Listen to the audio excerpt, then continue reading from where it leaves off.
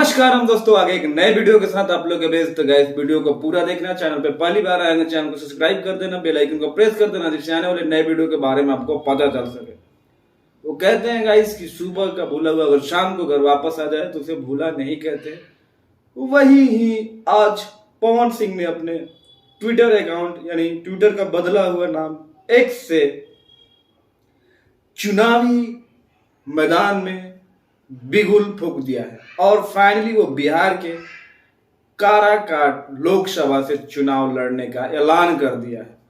वहां पे अभी अगर सिटिंग एमपी देखें तो वहां पे उपेंद्र कुशवाहा हैं और वो वहां से एनडीए की तरफ से, एनडीए गठबंधन से चुनाव लड़ रहे हैं। तो बहुत ही जबरदस्त टक्कर होने वाला है। और मेरी माने तो यार, पवन सिंह जब इनको निर्दलीय लड़ना था, इनको इंडिपेंडेंट चुनाव लड़ना था, तो यार ये आरा से ही लड़ते, क्या दिक्कत था। आरा उनका लोकसभा संसदीय क्षेत्र है तो भाई मजा भी आ जाता। तो हम इसी के बारे में बात करेंगे और क्यों लोग, कोई भी कितना भी बड़ा अगर इंडिया में होता है तो वो क्यों एक बार राजनीति में अपने दाव आजमाता है, चाहे राजनीति में एंट्री करता है, उसके बारे में हम बात करेंगे विस्तार से। तो वीडियो को पूरा देखना। आप लोग मेरे पीछे स्क्रीन पे लगा हुआ फोटो देख रहे होंगे लोकसभा का, जो पार्लियामेंट जो नया वाला मोदी जी ने बनवाया है।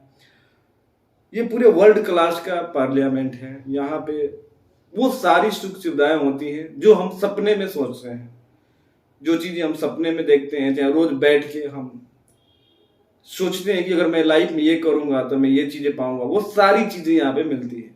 हर चीज मतलब अवेलेबल है, अच्छी से अच्छी, और सारे फैसिलिटी आप कहीं भी जाते हो तो A1 क्लास की आपको फैसिलिटी मिलती है अगर आप सांसद बन जाते हैं। इस वजह से भारत के हर एक नागरिक अगर कुछ बड़ा बनता है तो बड़ा करता है तो उसका सपना रहता है कि वो एक बार सांसद या विधायक जरूर बने।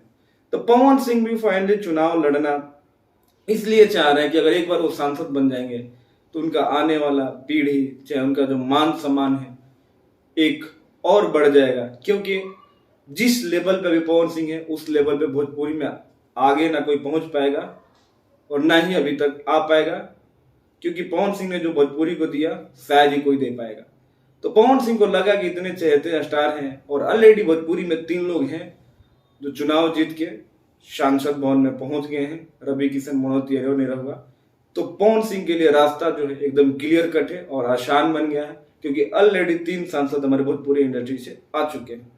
तो पवन सिंह कुछ सोच समझ कर ही काराकाट लोकसभा क्षेत्र से नॉमिनेशन का ऐलान किए हैं। बहुत जल्द आप लोगों को पर्चा भरते हुए दिख जाएंगे और बहुत ही बढ़िया है। मेरे को भी लगा कि देर आए दुरुस्त आए, लेकिन आए जरूर।